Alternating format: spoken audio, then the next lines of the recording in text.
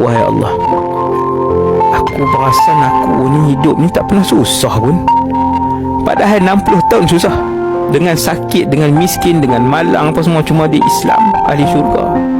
Dia kata, aku tak pernah kenal arti susah wahai Allah. Tak pernah kenal arti susah. Hang susah seumur hidup hang. Cuma hang baik, hang orang baik, hang hamba Allah yang baik, hang umat Nabi yang baik. Kamu ayah yang baik, anak yang baik, kamu suami yang baik. Tetapi celupan satu saat di dalam syurga membuatkan dia lupa. Celupan satu saat dalam syurga membuatkan dia lupa. Nak abang apa tuan-tuan? Tuan-tuan boleh fikir hadis ni, tuan-tuan boleh fikir sendiri bila saya sebut. Fikir, tuan-tuan perempuan boleh bayar. Sungguh betapa nikmat syurga itu tidak boleh dibandingkan